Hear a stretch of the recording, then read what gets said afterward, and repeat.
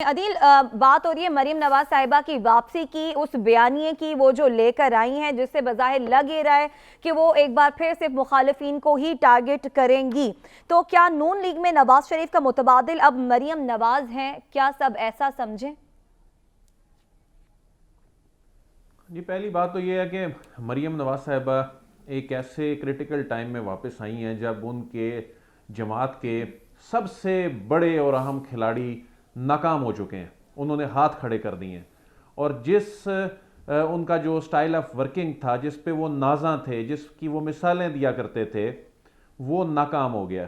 وہ ڈالر کے سامنے جب انہوں نے سرنڈر کیا، اچھا، ڈالر کے سامنے سرنڈر کرنے کا مقصد، یہ جو بات میں کر رہا ہوں، اس کا یہ ہرگز مطلب نہیں ہے کہ اسحاق ڈار صاحب کو یہاں سرنڈر نہیں کرنا چاہیے تھا، یہ بہت پہلے کر دینا چاہیے تھا۔ وہ ابھی بھی لیٹ 90s اور 2015 کی طرز پہ یہ چلا رہے تھے، لیکن اس مرتبہ آئی ایم ایف کا پروگرام، اس کی کنڈیشن، گراؤنڈ ریالٹیز ڈیفرنٹ تھیں، تو وہ ایکسپوز ہو گئی ان کی ساری ٹیم۔ تو مریم نواز ایک ایسے ٹائم پر آئی ہیں جب مہنگائی کی بدترین صورتحال ہے، ایسے میں ان کے پاس اپنا حکومت کی یہ جو چند ماہ کی جو کارکردگی ہے وہ تو بتانے کے لیے کسی جماعت کے پاس بھی کچھ نہیں ہے، تو اب بیانیہ ہی رہ گیا ہے۔ اس میں بھی کوئی شک نہیں ہے، حسن نے بالکل ٹھیک کہا کہ جو پچھلے 4 سال گزرے ہیں نا، وہ بھی باتوں میں گزرے ہیں۔ سعد رسول صاحب تھوڑا سا بلکہ کافی حد تک فیور کر جاتے ہیں، میں سمجھتا ہوں یہ پھر زیادتی کر جاتے ہیں کہ جب کوئی پاکستان تحریک انصاف کی غلطی ہوتی ہے تو اس کو خان صاحب سے یہ الگ کر دیتے ہیں۔ یعنی وہ شہزاد اکبر صاحب جو بیٹھے یہ وانے وزیر اعظم میں رہتے تھے، جو کہ خان صاحب کے سب سے قریب تھے، ان کی غلطی کو سعد رسول صاحب کہہ رہے ہیں کہ جی وہ سعد رسول صاحب، وہ جو شہزاد اکبر صاحب جو ہے نا، یہ ان کی غلطی تھی، اس میں خان صاحب کا کوئی لینا دینا نہیں تھا۔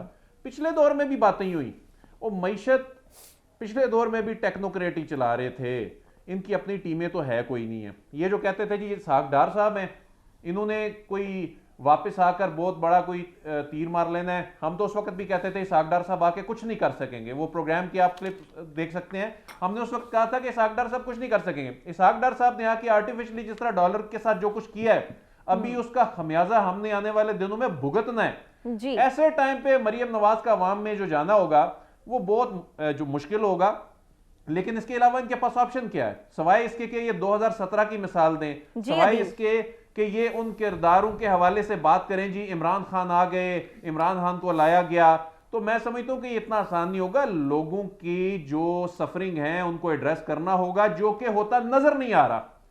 تو ایسے میں کم از کم یہ ضرور ہوگا کہ ایک ہی جماعت کی الیکشن میں جانے کی تیاری کاری۔ جی سعد رسول صاحب کچھ کہنا چاہ رہے ہیں؟ میں عدیل وڑائچ صاحب کی بات سے 100 نہیں 200% اس بات کو مانتا ہوں کہ شہزاد اکبر صاحب جہاں پہ بیٹھتے تھے، جہاں جو انسٹرکشنز لیتے تھے، ان سب لوگوں کو اس کے اندر اکاؤنٹیبل ہولڈ کرنا چاہیے، جس میں عمران خان صاحب شامل ہیں، بھی شامل ہیں۔ میں اس بات سے عدیل وڑائچ صاحب کی اگری کرتا ہوں۔ ٹھیک ہو گیا۔